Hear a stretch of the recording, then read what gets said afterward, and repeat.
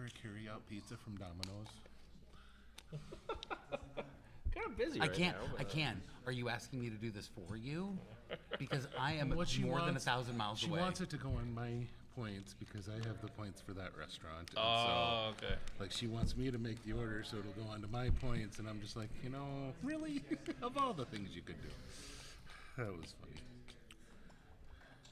The hecklers are in the back row. What's this? Boo. Nick always heckles from front and center. No, He's in back. that's good. Let him be. I realized something about being front and center. You can't see the rest of the people to have fun reacting with them. It's Look at the knowledge. might- Only a might pro be would an know that. advantage to having a guy who's my size in your crew. Yeah. Keep the hecklers away. Oh. So, Ben, the problem with both of us is that I've been in fights as a kid and you're a farmer, so both of us just... Zero. Yeah, it's like... Yeah, I think we're supposed to pay you, actually. You got to stay away. Keep your distance. Watch out, because things get crazy. 100 pounds deer. It's officially 3:45. Officially Alrighty. Y'all ready? 3:45. We're ready to go, says JP. Kill all the yapping, let's make it happen. Who is You're taking her off, right? JP's our guy. All right, here we go. Ready? I'm ready for you, boss. Hit it, baby. Hey, welcome everybody. It's a Pallazzo podcast. 2 L's, 2 Z's. My name's Michael Gobier. Hey! Woo-hoo! To all the people at home, hi. How you doing? Nice to see you. And of course, to our huge. I mean, There's yeah! probably 1,000 people in the room. Thousands, I mean, I'm blown away. thousands of people here. We got our regular crew, as usual, if you watch the show. Britt and Allen over here. There he Hello. is. Good. 2 Hello. T's, 2 L's. Good to see you all. Making it happen. Thank you for coming. Hail to the chief. We got Sam. You guys know him. And don't miss his fantasy feud tonight. A lot of excitement there. It's going to be a lot of fun. That's going to be a good time. And then especially saved it for last because he's finally here. We've done a show here the last 2 years. This is our third show here at First Pitch, Arizona. But this is big, gentle Ben, Benjamin Chase. Let's give it up for Ben. You guys, Ben, doing our regular Monday night live streams for the Prospects Power Hour. Ben, so glad you're here in Arizona, brother. Take it away. Well, I figured since you guys haven't had a chance to really meet me unless you're a regular Pallazzo person, Well, who isn't? if you're not, well then, change that. Do all the things, the like, the subscribe, all that sort of stuff. But I am a newspaper editor from South Dakota, which I am told makes me a unicorn in both aspects around here.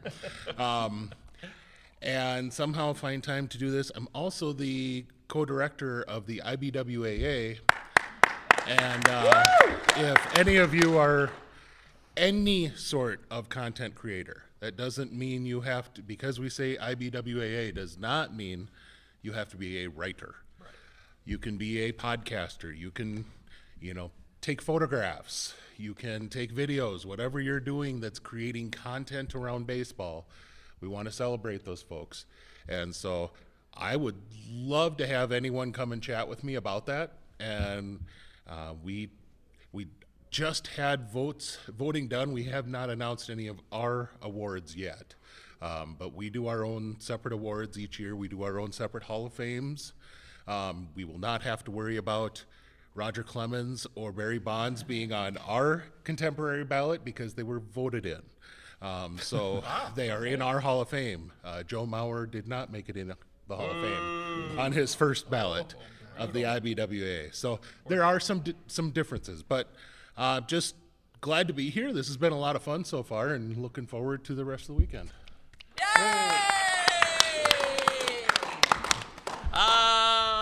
Yeah, so today we have a few things set up. We actually made a show sheet this time for this. We never did it for the live show. With words on it this time, Yeah, too. Not just pictures. Right. Right. It's not a Waffle House menu. Not Right. anymore, baby. Big time. I love Waffle House. Not there's anything wrong with that. But we thought we'd kick it off with the AFL players that people actually got to see while they're here that people liked. Now, I didn't go to a single game, so I'm not going to comment on this. I'll just sit here. But others went, such as you. I did. I flew in on Wednesday, and I flew in early enough where there was a 1:30 game. So I went to that game. I went to a game Thursday, and then yesterday Ben and I went to Glendale to that game too. So we got to see a lot of good players. And The Champaign Coast of Arizona. there was champagne there. While I like to scout, I also like to eat hot dogs and drink beer, which obviously is a very important part of the process. So Ben and I went to see some players, and the first one that I thought about was my boy Enrique Bradfield Jr., Baltimore Orioles outfielder. I love you, Enrique. Bruno Mars. Uptown Funk. I said funk, right, JP? Okay. Well, We're growing. We've grown in the last couple of years, so yes. Enrique Bradfield from Vanderbilt. Before Vanderbilt was a football powerhouse, they were actually known as a baseball factory. Little known fact. It's very little known. So Bradfield was in 3 seasons for the Commodores, stole 130 bases. His first year as a pro, 74 stolen bases in 108 games. He's an Arizona Fall League All-Star. I think he's got Chandler Simpson written all over him. He's going to Uptown Funk, the the stolen baseball category this year. So he's one of my favorite players this year. Ben, did you see anybody that you liked? So, I mean, obviously, if you have seen him out here, Kevin McGonigal is the guy. Yeah, like we just said. You might even mention that, right? Everybody knows. You don't really need to mention him. But I got to watch him in a home run and make some on-the-move plays, and just kind of one of those where, okay, you're confirming exactly what I thought you were. Wait, real quick though, Ben, because I want to give you credit for this. Ben, and this is probably on the record somewhere in our live stream past and our YouTube, Pallazzo Podcast, 2 L's, 2 Z's, and Ben was talking about when McGonigal got drafted in the 2nd round, right? Yeah. You were saying that he was like one of your favorite hitters of the whole draft, even then, before he became the guy he was. So full credit to Ben on that. And I will give credit to another Ben Badler, who also was a huge fan of McGonigal in that draft. Okay. And so he really turned me on to McGonigal, which got me looking into him. But yeah, and he's done everything and more than you could ask him to. But the guy I was impressed by yesterday, and no, this is not a homer thing as a Braves fan, which Robbie would give me lots of fun crap about that. But He would. Hey, Robbie. Luke Sinnard took the mound yesterday, and 6'8", 250. And I have a nephew who's about the same size. I wouldn't have been able to tell you that Luke is that size. He is athletic. He looks very compact. And there's a reason why he is having so much success controlling the ball. And this is a guy who really has not had a lot of time on the mound yet. And so I am very eager to see what he will do. He's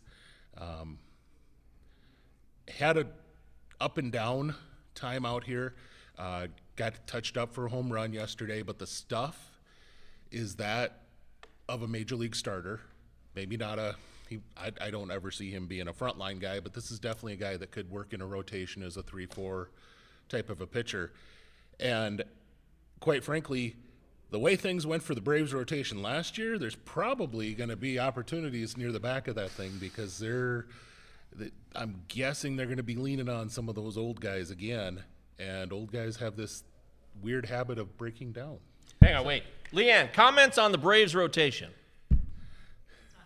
Okay.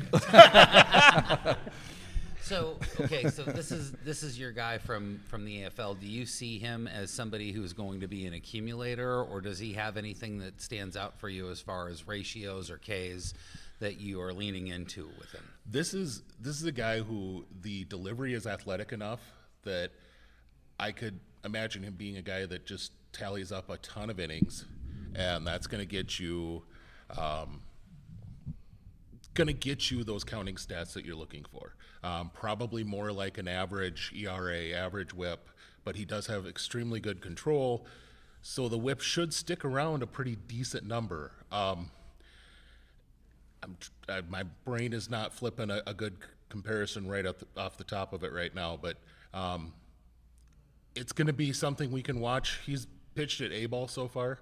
So next year you'll have a chance to see him pitch against upper-level hitters, and that'll be a good – he pounds the zone right now, and if you have any wiggle on the zone at A-ball – Zone wiggle? You are going to absolutely befuddle hitters at that level. Got that wiggle. So there's a good chance that he runs into a little bit. I mean, for a good Braves example, last year Lucas Braun was dominant in A-ball, got to Double-A and showed that. Where's Uncle Ted? Yeah.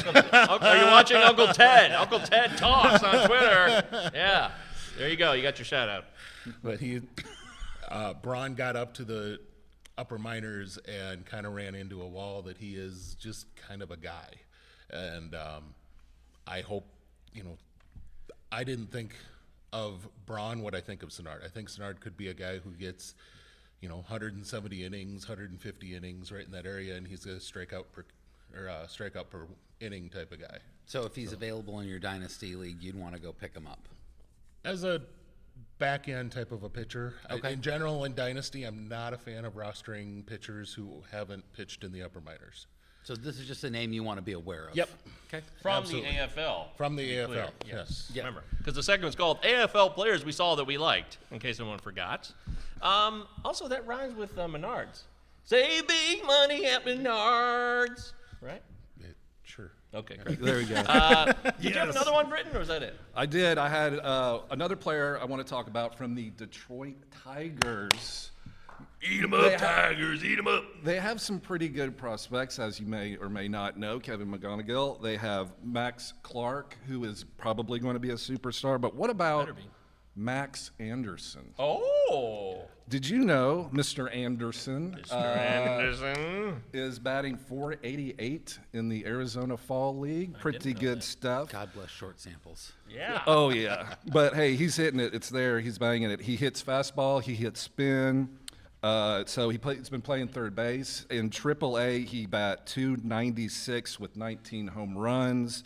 He's just a really good hitter. And as you know, Detroit may need a third baseman if they don't get Bregman, which I assume they may be in the market for Bregman. It'd be great if they could get another run at him because he opted out, right? But it'd be crazy if he didn't go back to Boston. But I heard that he may be out there. So Max Anderson, Mr. Anderson. Anybody but Zach McKinstry, please. Yeah. Like, You mean All-Star Zach McKinstry? Maybe I'm selling him short. Maybe he goes back to the bench. I can't refute that. That's a fact, right? Roster That's glue right. Zach That is a fact. McKinstry this year for your lineups. Sam's a Mariners guy. I'm a Tigers guy. So we went head-to-head in that ALDS. Great series. And the fact that someone was talking about this earlier, we were talking about how the bench wasn't used at all in that Game 5 in the 15-inning game the Mariners won, which was the most painstaking, just painstakingly annoying game to So watch. delicious. Like, it wasn't fun. When it ended, we were relieved, and we lost. I'm not kidding. It just went on forever, and it was so much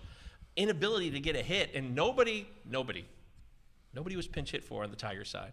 The bench was not used in that Game 5. So, The good news is you're getting past it. well, if we had Max Anderson on the bench, my point is, if Max Anderson's on that bench, he's getting in. And That's as a what I'm Mariners fan, I'm so glad that they left everybody on the bench. It was fine with me. The game worked out perfectly. saying. Yeah, well, everyone's got something to Everybody's complain about got except a the view of Dodgers. it. So, yeah. Anybody else you want to mention, Ben, or was that it?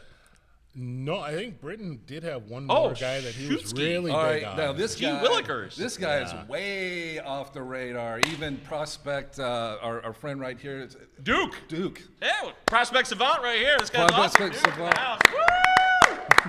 So yesterday we were at Glendale, saw the Desert Dogs, I believe. You got to get that alliteration. Better than in. dugout dogs from the Naked Gun. Was Travis Honeyman. Oh, Honey Man. what a name. Sounds delicious. 6'2" outfielder for the St. Louis Cardinals. Was at high A this season, got cut short with injuries, but he's got power, he's got speed. He had a batting average of .287, kind of looks like a 5-category guy, but he's had some injuries, so he's kind of just getting his career going. Sure. So very exciting. And I don't know if y'all knew this, but one of the most important parts of scouting a player is knowing what their walk-up music is, correct? Little known fact, it's True. 100% accurate. It is. It's extremely important. So Science. all the metrics back it up. None, but some of them might one day. But so Travis Honeyman for the Cardinals.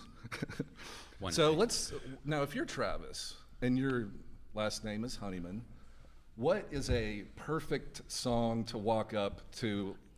Mariah Carey's Yes. Honey? That's what I was thinking. Sing it, baby. I don't know the lyrics to that one. Oh, really? Was that before your time? No, and it it's wasn't. just like honey. Yeah, I'm singing Mariah Yeah, Carey. everybody. I don't care. Yeah, woo! Yes, I actually do this on a podcast. Oops, you did it again. I did it again, but but that's not what happened. No, it's not that's what I thought was going to happen. That's not what happened. That's not what Travis said. No, no. It's not going to be stereotyped or not major. pigeonholed. Yeah. That's not major league grade walk-up music, and he's major league grade. He picked, going back to 1988, a song from the greatest rock album American ever made. I'm talking about Appetite for Destruction by Guns N' Roses. And if anyone says it's not the greatest rock album made in the United States, you're wrong. Sorry, thanks for the discussion. What did he pick? Mr. Brownstone walking Mr. Brownstone? Mr. Brownstone. Talking about heroin addiction? Heroin addiction. I was totally going to go there. Like, Dude, the riff is awesome. I am in With position. Mr. The song literally goes, I Brownstone. get up around 7, Hey. he gets up around 9. And so that's like, So awesome. he gets up early and then he goes back to bed? Dude, Slash is slapping the guitar on that bad boy. Anyway. He makes heroin sound so fun. Oh yeah. Look, hey, look. It's 1988 in California, man. Whatever. No, but yeah. anyway, so what happens in that at bat? Dong. 2-run home run. That's right. What was it? Guns N' Roses? Yes. So Travis Honeyman, please put him on your prospect list. He's obviously ready for the major leagues. I'll never not think of him when I think of Guns N' Roses ever again. I mean, he wasn't obviously even born in 1988. No. That shows character. Make him a late prospect, yeah. He has to Yeah. be like a transfer. That show, yeah, he's got the mental makeup, obviously. Clearly. There you go. Well, thanks, Britton. That was fun. So that segment was called AFL Players We Saw That We Liked. Round of applause, please. Yay! See? Look at that. There's people here. See, they're excited. Excited to be a part of things. Now, Sam, we're moving into minor league players who finished strong that we like to make an impact in 2026. So they had to have had a solid finish, Sam. Now, you're not really a part of this segment, but I just wanted to give you the mic for a second if you want to say something. I'm really excited about Lazaro Montas, one of my favorite Mariners. Who doesn't technically qualify for this, but So, we wanted to let him say something if about you it. if you look at his last 3 years in the minors, he has been in 2 levels each year. He dominates the first level and then moves down and struggles a little bit and then takes off. I got to watch him the last 2 seasons, end of 24, beginning of 25 in Everett, where I'm at, and he seems, there's no situation where you watch him where he isn't the same person. He's always in the game, cheering, positive, whether he's in the dugout or on the field or at the plate. Like, that guy is bigger than the moment, and I have a feeling that while everybody's excited about Colt Emerson and Cade Anderson, don't sleep on Lazaro Montas. He had a little bit of a struggle when he got called up to AA Arkansas. It's a pitcher's league. It's a pitcher's park. It really reduces hitting numbers across that entire league. He was picking it back up the last couple of weeks. He finally got his footing and his steady, and I don't care what you say. I'm in love with the man, and I just want to share my love with all of you. Lazaro Montas, if you're in Dynasty, please pick him up. He is awesome. Ben, we're going to thank you, Sam. Trade for Wonderful him. job. Power And him. all day. Don't forget, baby. Fantasy Family Feud with Sam Worshing tonight. Very exciting. Yes. Yeah, oh boy. Yeah. Ben is your name. Ben. Ben. Tell me if I'm wrong here. Last year, you remember this. You and I were sitting there at the stadium a year ago at First Pitch, Arizona. We were watching some teams. Right. And Xavier Isaac was on the field. I remember that. He's a big dude, right? Yes. He's like 6'5", kind of like Lazaro Montes. He was kind of standing near Moises Ballesteros, as I Yes, recall. yes, And they that's were right. kind of in the same neighborhood. Right, they were in like the same lineup or the same game. Yeah. But Not Ben- the same height. They're not the same height. No. How tall is Ballesteros has got to be. what, Oh, five- no, not yeah, Moises. five- Yeah, no. But as far as Montez and Isaac, are there any Yeah. similarities in their profiles that you can think of? Because you know this stuff, or am I crazy? There's a lot more swing and miss with Isaac, which is why I think down the road things are going to go a lot better for Montes. He's been a guy who, in general, has controlled strikeouts. That was what made his transition to Double-A odd, because he did strike out at a very high rate when he got up to Double-A. But toward the end of the year, that was the thing for sure that he did correct at that level. I'd love to see what he does when he returns and see how he handles pitchers at that level next year. Now, Yes, muscle. he was only 20. I mean, 20. Wow. You know, that's great news. a solid. When you're 20 and you still hit, what did he end up hitting? 14 home runs? 14 home runs at Double-A in 64 games. So, Not bad. yeah. What about some other guys, Ben? I see a guy here, Joe Mack. Yeah, if lot of people talking about if you were paying attention to the Rates and Barrels podcast this morning, they kind of crapped on Agustin Ramirez a little bit. Personal And, favorite of this show, yeah, Augustine yeah. Ramirez. We didn't take But- it personally. I know. But one of the reasons why I think that's a really good idea to kind of fade him this year, especially in single year leagues, is Joe Mack is by far a better defender than Ramirez will ever be behind the plate. And in the last month or so of the season, he was the best hitter in AAA. Led all of AAA in home runs that last month of the year, had something like a 1,400 or 1,500 OPS in September. Mack he's a guy who was a slow burn. This is a high school catcher, and that's a horrible, if you listen to us on the Prospect Show, you know, that's pretty much, if you drafted a high school catcher in the first 3 rounds, we are going to make fun of you on the podcast when we review the draft. Yeah. But Mack is a guy who, it took him a little while. He had to develop. He was always that guy behind the plate defensively, and it took him a little extra long to develop the bat. But now that he has, he had a really nice year in 24, and he improved on that last year, all in the upper minors. It just seems like it would make too darn much sense to put him as your primary guy very early in the year next year if you're Miami, especially since he has a good relationship with a lot of these young pitchers that they're going to be leaning on pretty heavily. That's a good point. That's a really good point. Joe Mack, does he make you Mac Daddy? makes you jump you, up. Mac Daddy? you want me to sing Mac Daddy? I do, totally. I've sung 2. I need a break. Come on, more 90s R&B that nobody cares about. Chris Cross, totally macked out. Come on. So yeah, Joe Mack's fun. Is anybody a fan of Joe Mack out here? Any hands? There's a there we thumb. go. That's a hand and a thumb. There you go. Thank you. Wonderful. All right, that's 2. David all the way in the back, barely see him, but there he is. Hey, David! There he is. He's over there. You can't see him, but he's there. All right, so then we've got this man named Sterling, not Sterling, Sterling Thompson. Sterling. Yep. Sterling. Yep. He's very stern. Is Sterling a stern man? That you'd have to ask his girlfriend on that. I What's don't the know. deal with Sterling Thompson? He finished out the year he spent the entire year in AAA for Colorado. He is not a guy. I don't have my drops. Yeah, so you don't have your who's got the drops. deepest voice here? Yeah. But he, I like beer. but he did. He's a guy. He's probably not going to be someone you love in fantasy, but he's a guy who really hits gaps well, and he finished the year strong. Obviously, Colorado is just Colorado. We know that there's plenty of.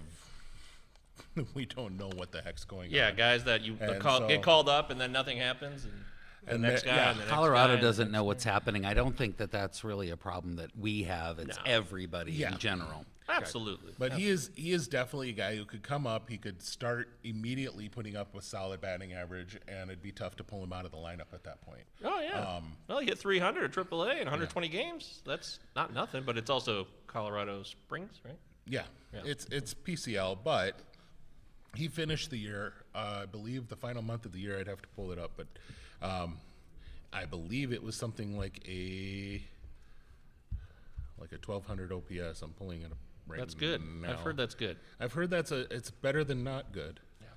Yeah. 320. Well, yeah, August and September. His August was a 1,200 OPS. His September was a a 1013 OPS, but 406, 519, 703 in August, 327, 413, 600 in September.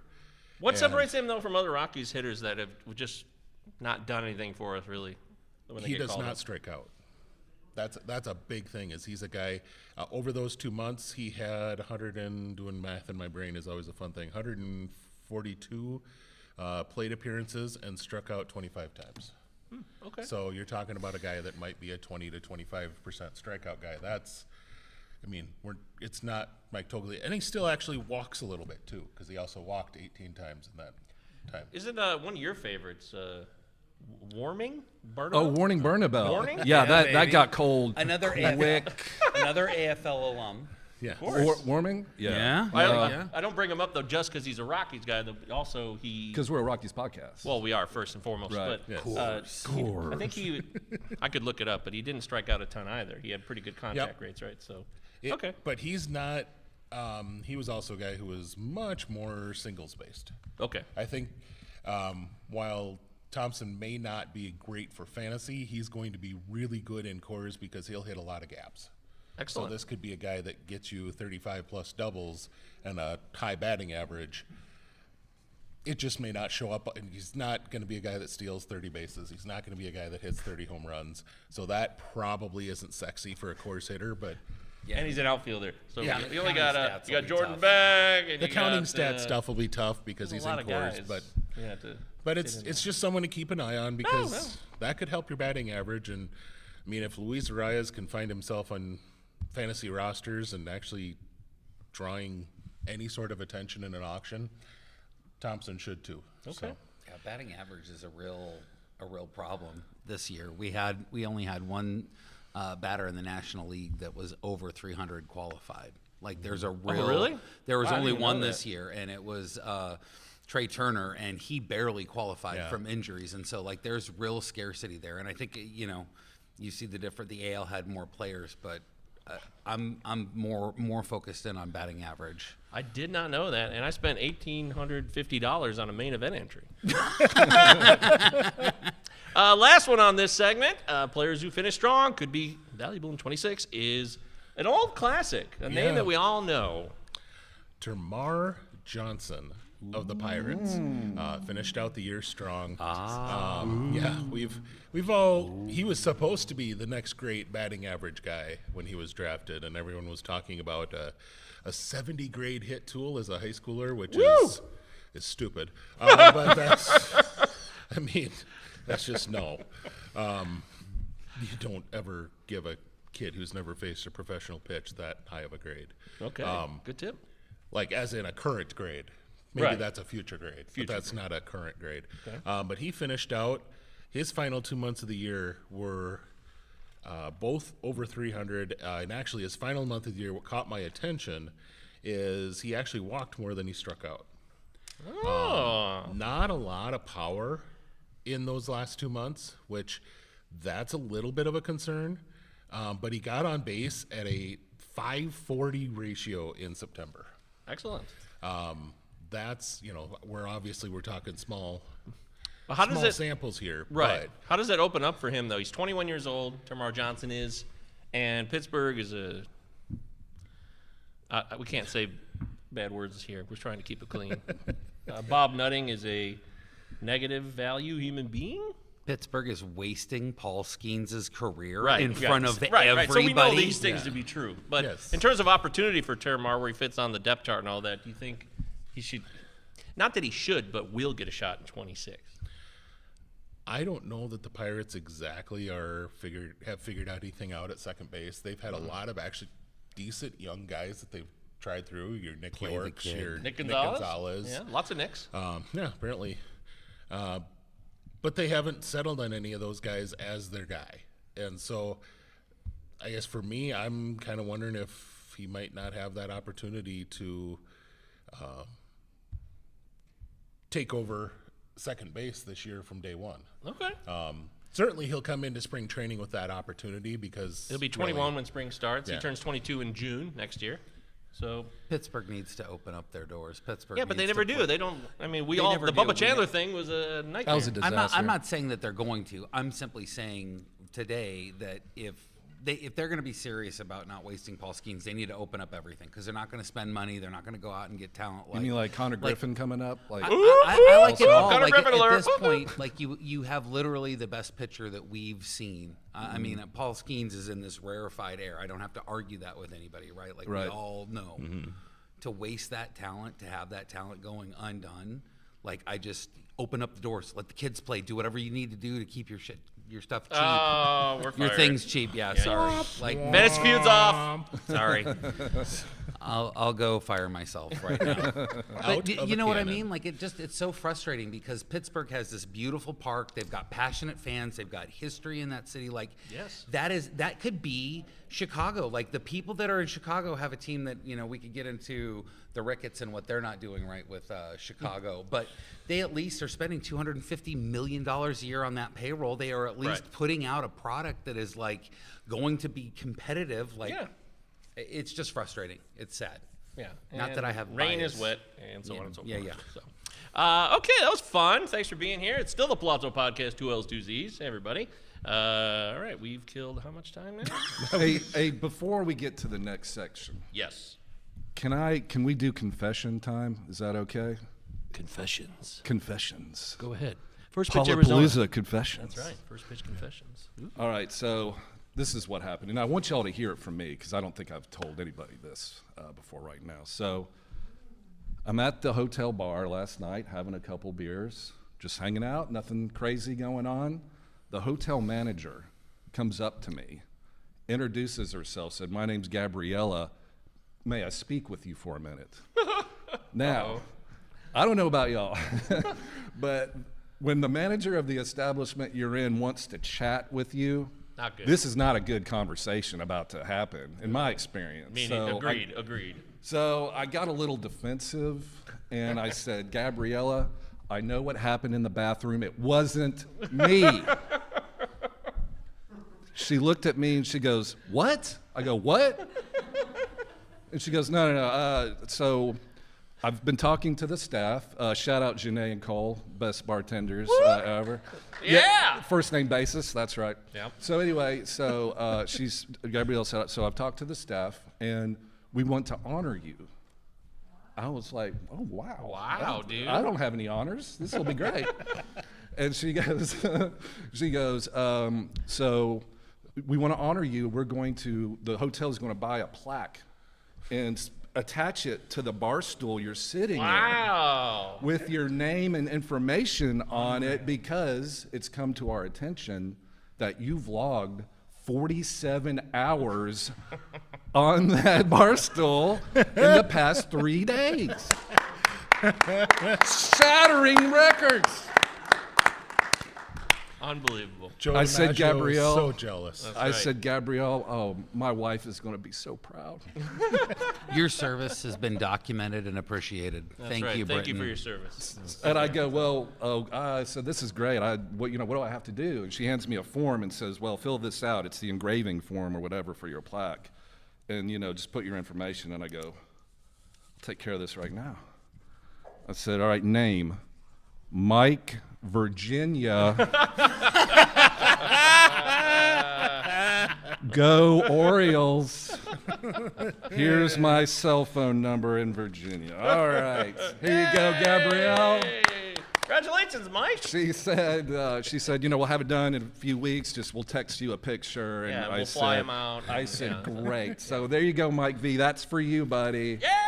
You're coming here next year. I've got a stool literally with your name on it at the bar. So hopefully you'll come back. That's great news. Thank Actually, I've got a confession too. Uh-oh. I knew about this, and I changed it to say "Go Yankees" instead of Orioles. So Oh, when you no. come in, it's going to be totally a "Go People are going to be Yankees" seat for disappointed. you. by Oh, that. man. I don't think that's It gonna rages on. Yeah. And it does. We're here, everybody. Hey, hello, everyone. Welcome, newcomers. Good to have you here. It's the Pallazzo Podcast. There's water in the corner if anyone's thirsty. There you go. Now let's talk a little bit. This is my segment. I wanted to talk a little bit about some guys who seem to have fantasy value, but they had a 300 or sub OBP.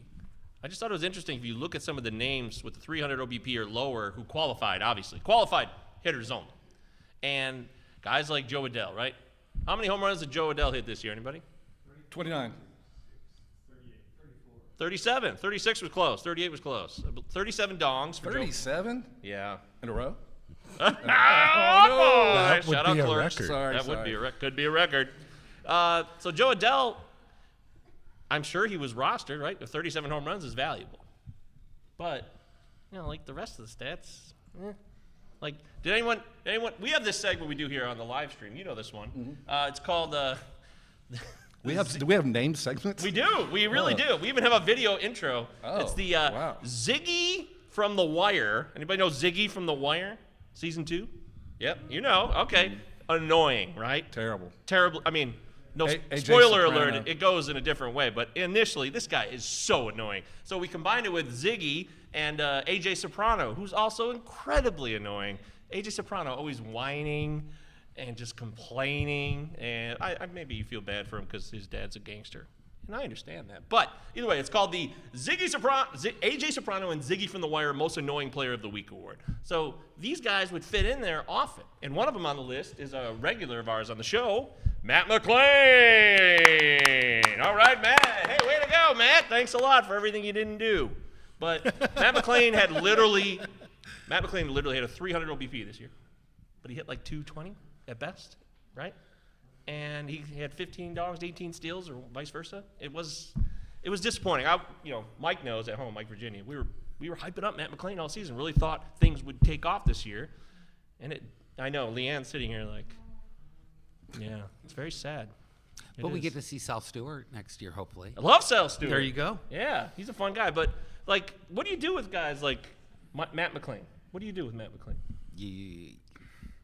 I think that he's an interesting bounce back, obviously, because of how poorly 25 went for him compared to 24. But Yeah. like with him, I think that he's somebody that I'm going to watch somebody else draft. Like I want to root for him. He's a really good dude, and he plays in a good park, and Also a first-round pick, and that label can stick for a while. Yes. And he also lost a year to injury, so we're like, okay, well, we'll give him a chance. Yeah, But I think and- we kind of know where he's at. I think that he's going to find success in a different organization. And You do? And in fantasy, well, I think that that's the pathway to success. And I think I'm going to watch him on somebody else's roster next year. That's what I'm doing with him. Agreed, Ben? Yeah, and the only way I'm interested is I'm at the very end of the draft and somehow he's still there because everyone else has thought the same thing, and he is a bench player only for me. So you take a low-risk flyer at the Yeah, end. I'm not putting him in any sort of position where I'm relying on him for Well, I think, production. okay, that makes sense. Britton, I think I know how you feel because you made it pretty clear all year long how you felt. Get rid of this guy. No, forget it. Let it go. You bum. You got a Queen Elsa that nonsense. Let it go, Yeah, let it look, go. he had a lot of talent. He was coming up, injury sideline him. Time to just cut that cord, baby. Just, Cut the cord. Yeah. Cut that mullet. Shout out Wesley Willis. Wireless. Mac McClain is that makes perfect sense. Wow. That's a good one. No bounce back, nothing. See you never. That was good. Okay, Augustine Ramirez, who we mentioned earlier in the show. I love Augustine Ramirez. I mean, getting those steals at catcher was awesome this year, right? Anybody? Yeah! Yeah, there we go. See? It was fun. But like 284 OBP, not so fun. Now, some of you are like, well, we don't care about OBP. We're average people. And I've heard that. Did you say that to me this morning? Yeah, I was doing my Britton impression. I said it just like that with so much contempt, like you just did. But like, Or I said it like a normal person. I don't know. let me do my best. And Britton. the batting average. Bye bye, hey. That's my Britton. Is that good? Is that good? Normal But like, person. Augustine, he debuted. I mean, Augustine barely. Is he 21? Barely, right? If I had to look up, he's not. right. I mean, the guy came up. He played a full season of baseball. So I'm willing. That's a different story, in my opinion, from a Matt McClain, who we kind of know more who he is. But Augustine should, even with Joe Mack on the brink, like where he's going, and he's going to develop, and the power is going to continue. 24. 24? Oh, he's a little older than I thought he was. Okay, a little older, but still, there's room to grow at 24, is there not? You remember when you were 24, Sam? Barely. I think let's stop there. Actually, let's just stop there. We want to be invited back next year. So, I guess with Augustine too, though, he had an ex-WOBA that was like 40 points higher than his WOBA too. So if you're into those kind of stats, you might be like, oh, there's room to grow. But Then I got like PCA. There's been a ton of talk about PCA. You were a PCA Oh, guy. 100%. You were very excited about. I'm all in this year too. Oh. I don't care that he has terrible swing metrics. No, it's fine. Yeah, he's all motor. Okay. He's not going to fail. Is he going to have a OBP that's like 320? Can I get that? I don't know. Yeah, I don't know. I don't know. But he's going to hit home runs and he's going to steal a bunch. But of this is the bases. point when I'm bringing guys up like this. Like you got a 30-30 Everybody season. hates essentially. PCA. They know? do? Yeah. Well, I don't hate him. You don't hate him? I don't hate him at all. I just think there's been a lot of talk about who he is and what he could be. MVP talk and a little. Remember, like June, July, there was MVP. It was full on. Oh, he had a terrible was dumb. second half. Oh yeah, It was he dumb. It was dumb. It was premature at the very least, right? Yeah. And not to go back to when Sam was 24, but the thing about that is, to me, you got a guy who gives you a 30-30 season essentially. That's worth something, right? But then, like, the other stats are bumming you out. So I guess I'm just curious what we make of these kinds of players because they give you something, but they take away, right? I think you have, especially in the guys who offer you both power and speed, there is a long list of this type of player. And you need to figure out how to prepare your roster if you're going to have to do this. And especially, I mean, if you're in an OBP league, but someone like PCA that was brought up today, and I believe that was in the Rates and Barrels that they talked about playing time. A guy who's got a premium defensive position, he's going to play every day at a premium defensive position. He'll give you counting stats. So he's going to get you home runs and steals. But you also need to balance that out that, okay, there's a good chance that he completely, a head-to-head league, he might completely tank multiple weeks for me over the course of the season. Right. And so I need to have that balanced out because he might give me a 180 week, but hit 3 home runs and steal 4 bases in that week, which are absolutely valuable for your head-to-head. But So it's just about roster construction then. Oh, yeah. For you. Yeah. I think that's the way you can balance this. Yeah, there's a whole list of guys here that are, I think that you've got written down here that are probably pretty similar in that boat. Okay. Sam, you want to say something? I was just gonna say that the thing about opportunity is that they let him have run all year, and he had this amazing first half and a back to earth second half. And I think because of what was going on with the Cubs, it wasn't really a time to attack his deficiencies. There were so many things going on with the team and the playoff push. Yeah. I really think that we're going to see a lot of what PCAs can be after having an off season to work on his problems, fix some of his holes. I'm actually super cautiously optimistic because, Britton, like you said, he's got a motor. That kid just plays and plays and plays and goes. And I love grinders. This is a kid who's not going to be okay with not being a good hitter. And so I think that there's an opportunity. Maybe it's not 26, but if he gets playing time like this, he's going to become at least a 250 hitter.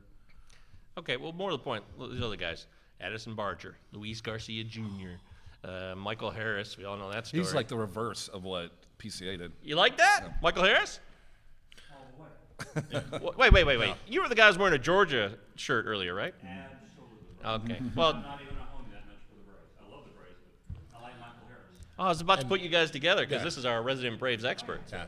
Well, and Harris is a guy, when you're drafting him, you draft him knowing that your first half is going to suck.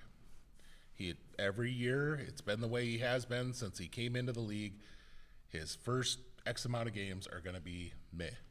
But then Meh. he could be a legit MVP type of player in the second half of the league. or Wow. Second half, just because of the power and speed he offers. You didn't stutter.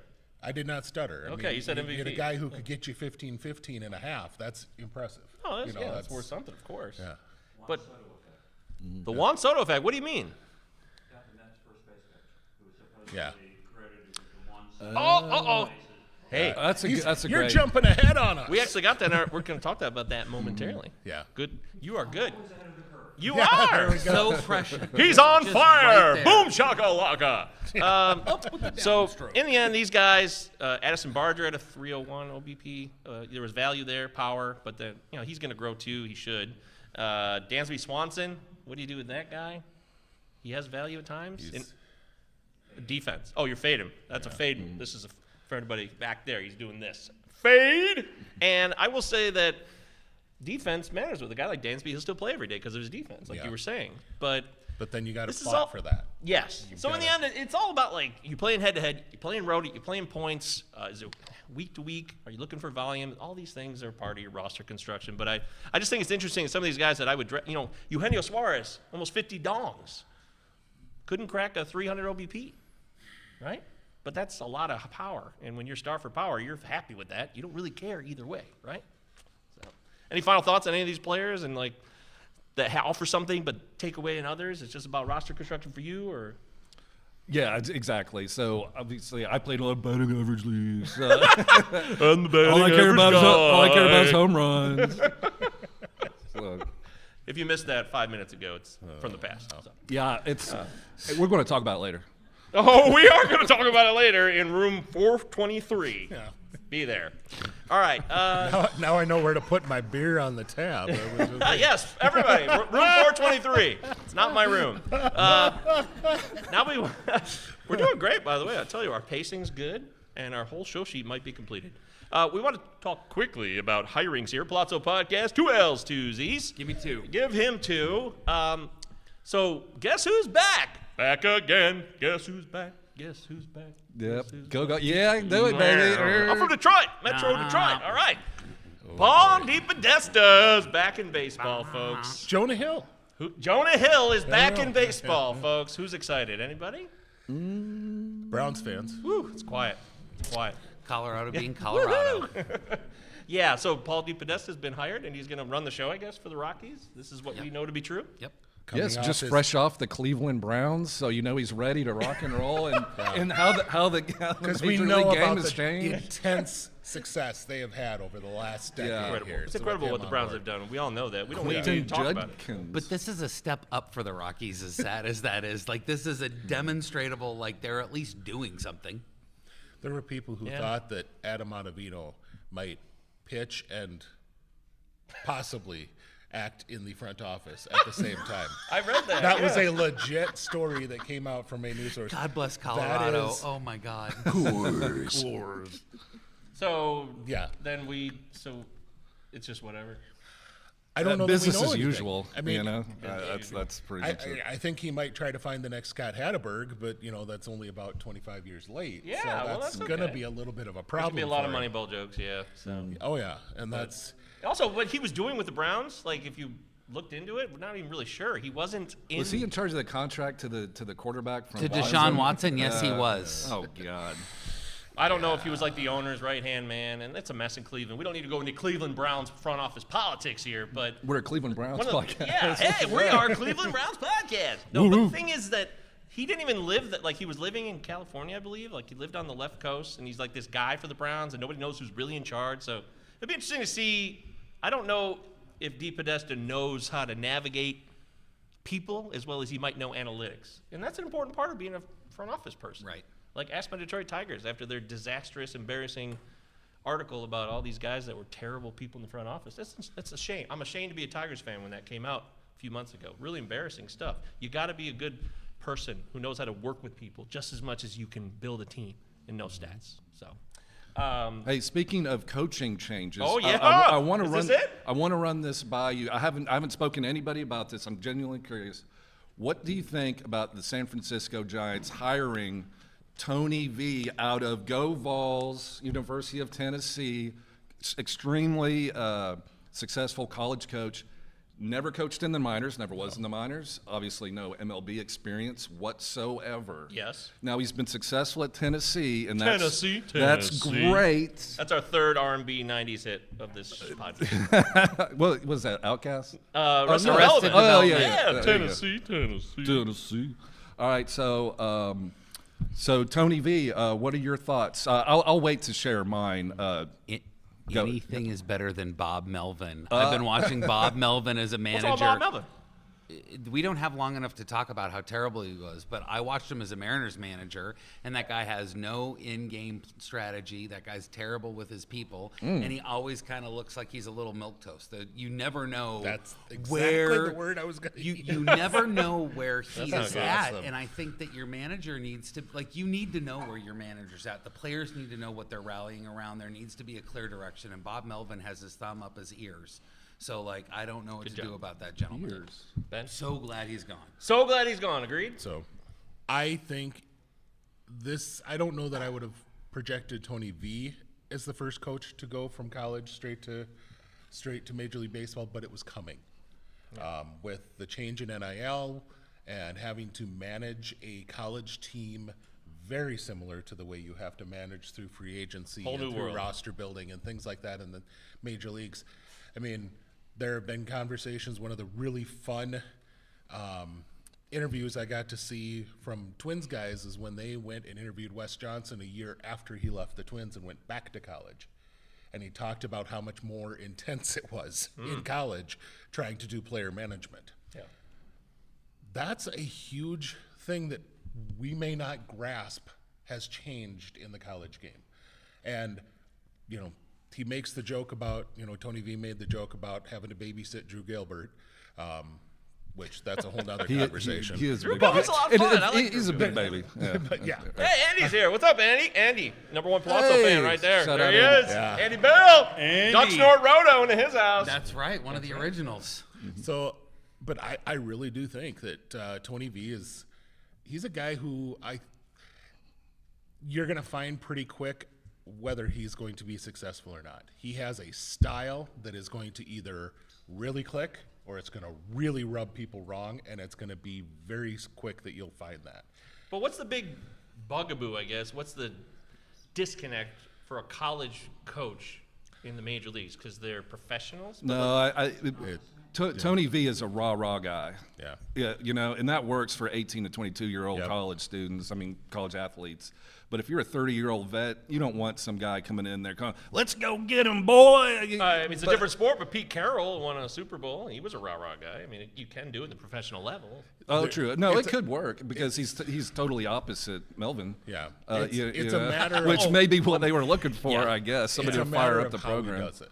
It's a matter of and you know, just like if you're trying to talk Thanks to for being here, guys. Take care. Everybody say bye. There they go. They were here at the beginning. Thank you so much. but if you really want to get into That's right. If anyone gets up, you're going to be proper embarrassed now. roster Oh, hey, there we management. go. We got another one. Thanks, Thank you, Websy. sir. Godspeed. Godspeed. but proper roster management, you need to I think we need to change individually topics. manage them. You love me, Josh. You need to individually manage, and that's a big deal. And he has a style that has worked in college. Yep. He will need to adapt to the players he has on his roster.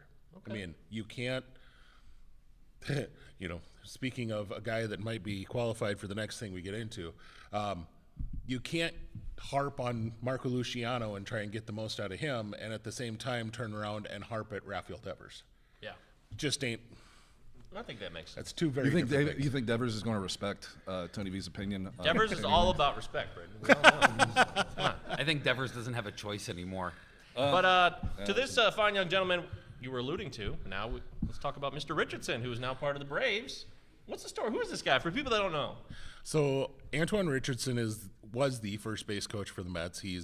The Mets last year had the highest stolen base percentage in the league, and they somehow made Juan Soto, who has, I think they have unhooked the tractor that was behind him, but that's about the only thing that he actually sped up this year. Yeah. He was still extremely slow, but yet stole 30 bases. Well, Josh Naylor. I mean, But you don't have to be fast, right? Richardson is very good at teaching steals, and he comes onto a team with plenty of guys who have a lot of speed, and it's not been utilized in the last few years. On Walt Weiss's ship. By the way. Yes, which Woo! Good I hire. think Walt was about the 14th most desired person of an opinion of Braves fans online, and that's only because most folks understood that they weren't going to be getting who they wanted. So, you know, that was the best of a bad situation. Yeah. But Richardson coming in does add something different there that you might see Jerkson Profar, Ozzie Albies stealing 25 plus bases this year. Albies was a guy in the minors who was a 40 steal guy and was a tremendously quick. He has really quick get up and go. I mean, mainly because he's so close to the ground, but he's really good on that first step. That was a shot. Well, I mean, That was a shot. I'm not on Dancing with the Stars. I can make jokes about short people. Yes, you can. Man, nobody in this room What knows is that that? joke. My daughters would be on my case. We're too so- old. I mean, yeah. 6'7", 6'7". Oh, yes. Nothing. Maybe Richardson can unlock Austin Riley's inner Freddie Freeman. Well, I mean, Give me 15 to 20. it wouldn't surprise me. I joked right away that Matt Olson is going to end up with a 30-30 year. Hey! I don't truly believe that because Matt is on the opposite side of Albies as far as it takes a whole lot for him to get his feet going. But once he is in motion, Matt Olson is a very good base runner. First, Yeah. Oh, And okay. so he is a guy who I think you're going to see. That is another area where he's coming onto a roster that has a lot of that. He could have some success working with guys doing that first to third stuff, and they could do a lot better moving the ball around. This was such a station to station team last year because that's the way they were playing.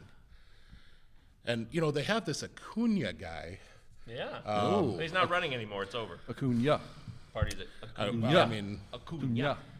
Sam, you motioned as you wanted to speak words. I was just going to say, I'm really excited for the Braves because they have been station to station for a couple years. It's been really stagnant in that ballpark and for that team. And I think the excitement, I think the ability to be able to get those players like Albies, like Acuna, like Matt Olson, like there's just a Michael Harris, like you get some fire, and there's something to stealing bases. We saw it happen with a couple teams this year, the Mariners being one of them.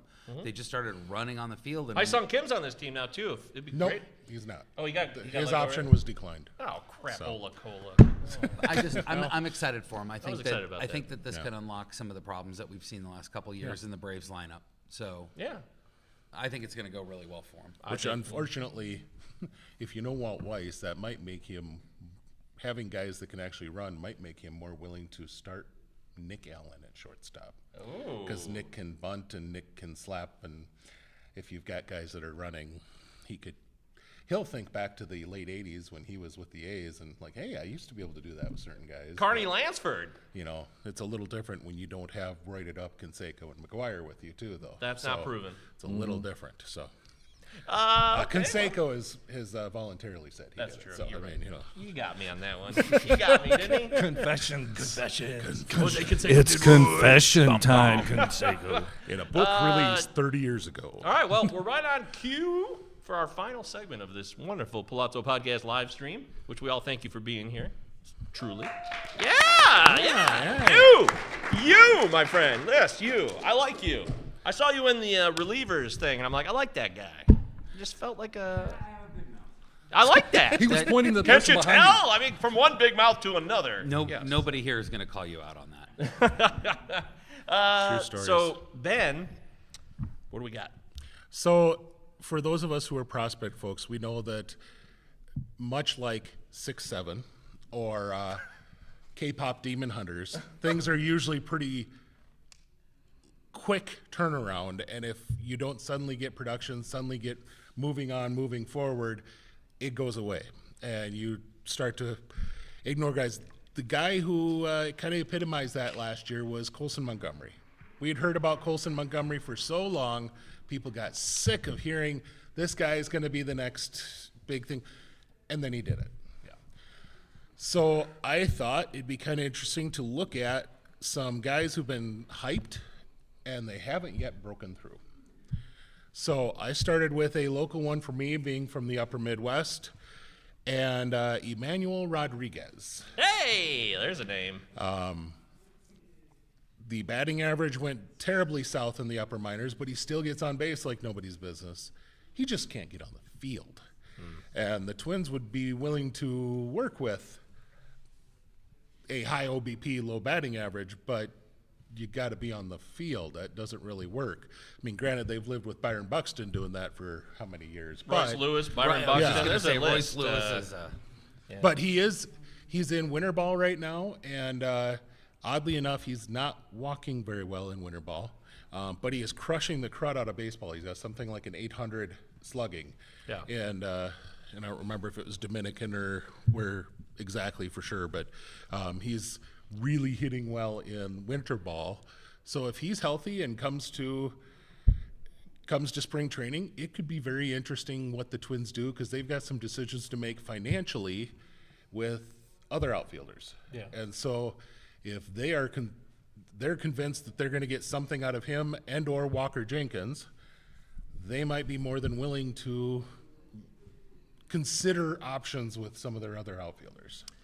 Yeah, Manuel Rodriguez is, I mean, he's 22 still. Seems like he's been around, for at least from my perspective, like, when is this going to happen? There was a lot of hype on him, maybe unfairly too soon, right? Yeah, well, just injuries. I mean, that's the issue. Well, with that him, ruined obviously. some of his cachet, absolutely. But Yeah. like the guy's only 22 years old still, so there's a whole world to prove that he can play ball. And I think Colson Montgomery, the lesson from me from Colson Montgomery is that You can suck really bad in the minor leagues and still take off in the major Yes, leagues. exactly, right? The I Colson mean, Montgomery story, I love it. that's what it is. That's Right. what happened. That's what happened with Colson Montgomery. I mean, Duke, you know, right? Did you think Colson Montgomery was going to be anything special within the last year before he debuted? I get too scared with anybody who has like a ton of swing and miss in the minor. Yeah. So with swing and miss stuff, you're like, uh-oh, this is a little too high for me. He's not gonna hit the ground. Yeah. He's not going to be able to, even though he just kept hitting home run after home run. Like, I'd watch the game log. I'm like, well, this will end this week. I'm not going to pick him up now because next week he'll go cold. No, more home runs. He more was home like runs. this year's Lawrence Butler for you. Oh, yeah, except no just no waiting speed. for it to stop. Yes, Yeah. right, exactly. Very good, Britton. That's a good Yeah. one. Yeah. I was very like, in 2024, the Lawrence Butler run I thought would end, but it kept going and going and going till August 16th, 2024. That was my deadline. And I didn't quite hit it, but it wasn't that far off. You hit it in August 2025. Yeah, just there so we you go. know. I was a year late, or a year early. All right, who else, Ben? So these are all gonna be Central Division guys, which was not intentional, but just Why not? Let's it is represent what the it is. Central. Noah Schultz with the White Sox. I think last year you would have seen Noah Schultz in the majors, but he really struggled with his location. The underlying swing rates are incredible. So when they do swing at his stuff, they aren't making contact. He just has to be more consistent about getting it in the zone, so they are forced to swing at it. And that's there. I did hear in one of the last starts, I was pulling up some of his starts. One of his last starts, the announcer talked about the catcher going out like 2 or 3 times and the announcer made a comment that the White Sox noticed something in his delivery that may be tipping his pitches. Oh, okay. And so if he's had that throughout the year and guys were sitting on something because they could see it was coming, plus he wasn't hitting the zone, yeah, absolutely, that makes sense why he had the numbers he did. I just had a new segment idea now when you said that. So from now on, if we find someone else might be tipping, we're not sure, we're going to call it Still Tipping. Mike Jones. Still tipping out for foes. That's what we're going to do going forward. I love it. I think it's fun. That's literally the best idea you've ever had. I That's think a it deep might be. cut I mean, too. Like, Yeah, I I like was that. just going to say. So, and obviously, White Sox may be in a better shape or a better spot than they were the past off season, but they're still a long ways away from a competitive club. So there's going to be an Long opportunity. December. Yeah, it's going to be a long So one. the other one is a guy who Britton had to tell me, my other pitcher I'm going to talk about, is a guy that Britton had to tell me wasn't actually here because I saw a guy yesterday that had Hentz on the back of his jersey. Tink Hentz Ah, Tink. is Different Tink, different Hence, excuse yes, me. Right. different Hentz. Yeah. He's a Oh, coach, okay. for Glendale. So I was just kind of, I thought, oh well, that's interesting. But Oh, side note, we also saw Chad Pinder as a coach. Y'all remember Chad Pinder from the A's? Yeah. I got so excited. I don't know why I'm not a fan of the A's, but so I was sitting there. I got excited, and he started walking toward me, and I go up and I go, Chad, and he kind of looks up and I go, swipe right, and he did it. Yay! so And I was the only one that cared her. I thought, but it was like it was a highlight of my afternoon. I had just Highlight shut of off. mine. I had just shut off my camera, and Pinder. There were a couple kids screaming for balls in the crowd, and Pinder comes to the gate with a ball in hand and kind of motions for this kid to come down, and so he comes running down. He hands the ball. He says, "Now I want you to keep being loud, but I want you to say positive things."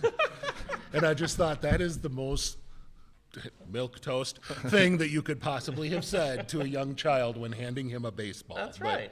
Clean, okay. though. Clean yeah, and yeah, quality. Clean, yeah. So, but Tink Hentz has never really had a problem with production, it's 100% been whether or not he's on the field. And when he's, his numbers this year, the stuff was really good. It's just he wasn't on the field. And That's a shame.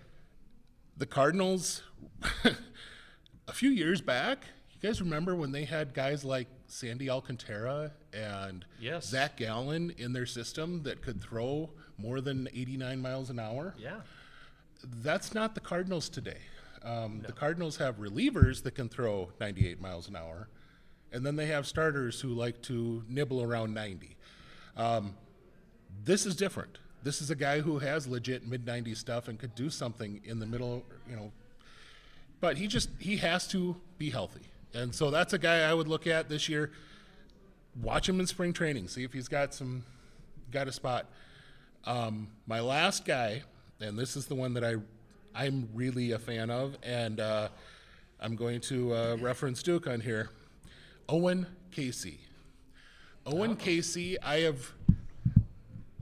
don't know how many, and Duke, you can tell me, how many on Prospect Savant, how many guys have a 99 PFP score?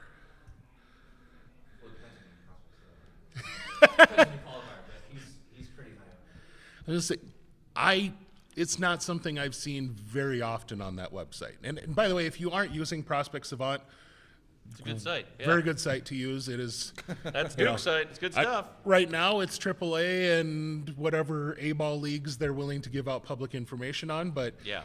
once you get, as we start to have more of that information public, it's a really good way to kind of have that stuff collaborated right there for you. And I swear every time I go on there, Duke's got a new angle that he's looking at that really allows me to study into a player.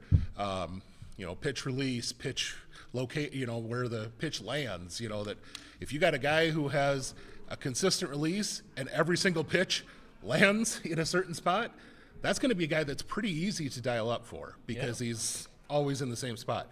But Casey is a guy, he's just spent his second full season in AAA. Well, except for the moments he got called up to the Cubs to sit and look at the bench. And observe the vines growing on Wrigley Field wall, but that's about all he got accomplished in his time in the big leagues. What I really was impressed by this last year, his chase rates dropped by more than 10%. That's huge for a player that's a big, burly, power-hitting guy. Don't think you're ever going to see him hit 300, but this is a guy who probably projected more as like a 230, 240 guy with good on base and lots of power. If he can reduce that chase rate, you might be more in the 260-ish to 270-ish range, and that suddenly makes him a very different player in fantasy. It does. But one thing to consider, if he does make the Cubs, he is a lefty in Wrigley. And take a look at Kyle Tucker's home road splits this year. Lefties in Wrigley do not do well. It has always been a thing. The best hitters you can think of that have ever played in Wrigley Field have always been right-handed hitters. Fonzo Soriano. That is something to consider, but there are other parks in that division that are really good for left-handers, so he could potentially put up some really nice numbers on the road, but it'd kind of be your reverse Colorado Rockies thing where you're kind of picking a time when he's going to be playing and he's not going to be at home. But Owen Casey, that's a guy that I am really, really interested to see if he gets a legit shot. The Cubs they've already gotten rid of Monaga. They've gotten rid of the salary of Kittredge. There's some discussion that they're going to go after relievers, and that might be about as much as they're really heavily into the free agent market this year. Yeah. Well, with the pending lockout, it's going to be really interesting to see how It signs does not go. sound like they're incredibly interested in bringing back Tucker, which is they trade what they gave up for him. That's just kind of stupid, but the Astros are really happy that they made that trade because Was Anderson Brito in that trade? Oh, Yeah. okay. So Nice. you got two guys that are legit lineup guys right now, and Wisniewski's a nice kind of versatile guy to have in your bullpen. When he's healthy. That's a huge trade for 1 year of a guy. I love Anderson Brito, by the way. I just want to say that. I love him. Go ahead, Sam. Oh, I was just going to say, I was talking this weekend with Sarah Sanchez, friend of the pod. Yeah, I know her. And we were talking about the Cubs, and the Cubs front office has set their contracts up to a lot of their players expire in 26 going into 27. And so, like, it's crazy when she started talking about all the different things that they're lining up. Like, you know that there's a lockout coming, but these guys have been thinking about this for years. Yes. I hate the fact that they're preparing for it like it's going to happen. Of course they are. Instead of working towards making it not happen. It's collusion. Yeah, but it's well. not collusion. It's a bunch of crap. I know. We all want to play pretend, and the whole thing in the offseason with the NFL, it was exposed how they rigged contracts. Like, watch Pablo Torre finds out. You know the truth if you watch that show. The only guy under contract right now beyond 26 for the Cubs is Dansby Swanson. Yep. The only guy. The only major league guy? Only major league guy. They have guys who are arbitration eligible and whatnot still, but And they only signed major him league before we were thinking about this. Yes. That's the only reason his contract goes that far. It's so gross. What a time to be alive. Yeah. So- everybody. Who's happy now? Aren't we excited? This is a pro baseball conference, guys. You're buzz killing everyone. Wait, no, I'm buzz killing. Let's end it on a positive note, Yeah. shall we? Tell Go us- Mariners. Go Mariners. Tell us about when you fell in love with your wife. Oh my gosh, I would be here all day. It happened at a bar, actually. So, Of course it did. and I need to go on a polish stool my that had your plaque. name? Yeah, no. But I don't think we did this before. But I want to, on behalf of all of us, I want to shout out Ray Murphy and Brent Hershey and everybody at absolutely. Baseball HQ. This is a great event. They are very cool, very kind, and I think they keep everything running smoothly, and that's why it's so successful, because of Ray and Brent. And also, must shout out JP! Mr. Best production man in the business. Hey, JP is awesome. He's an engineer that handles all the sound and audio. Thank you so much, sir. and he actually likes our show. For real. So how about that? Whoa. He's a fan of the show. Yeah, there you Yeah, go. see? He said it. Wait, that's the guy? Yeah, that's the guy. Hey, I knew everyone it was- needs one. I knew we pulled the wool over somebody's eyes. Everyone Yes. needs one. Hey, if you're listening at home, if you're watching on the YouTube feed and you are not here, this is my annual pitch that this is, if you play fantasy baseball, you have to be here. The accessibility, the openness, the way that people come together, it's about laughing, it's about fun. You really find a community of people that you can relate to. And, fantasy baseball is so different than fantasy football. Everybody and their mother plays fantasy football and wants to look at your roster and talk about things. My dog. You talk about fantasy baseball to somebody and they will look at you like you've got leprosy. They're like, oh my God, that's way too... These are your people, because everybody here wants to look at your roster, wants to talk about construction. Come here. Brent and the whole team at Baseball HQ, Ray Murphy, they have really created a space that this is no lie that Britain's telling you. Get your butt down here. Best time ever if this is your hobby. That's right. Anybody disagree? Does anybody? No, they're all All here. 1,000 people in All the of us made the audience effort to are come here, so losing we their all- minds. Yes, thank you everyone that showed up today. We really Yeah, like we all made the effort to you come very here. much. So Thank you. can add to your sticker. Soon you'll get the Yellow Club. I joined the Yellow Club this year, 5 years. Woo! Even at this conference, we still have to have status symbols. It's important because without them, we are truly lost. Yeah, I'm only green, so. I'm just kidding. In the end, I love doing the show. Thanks for being everybody. This is You're a Britton red Allen. shirt. He's awesome. You get beamed down to Big the Gentle pen. Ben, Benjamin Chase, Sam Worshing. I'm Michael Govier. Don't forget, tonight at 9 o'clock, it is the Fantasy Family Feud hosted by Sam Worshing, presented by Pallazzo. This show. So if you enjoyed this, we'll have even more fun when we play the feud, which you get to participate in. I got a question. Do you guys want to do a sampler, a teaser fantasy feud question that you guys get to answer in the audience?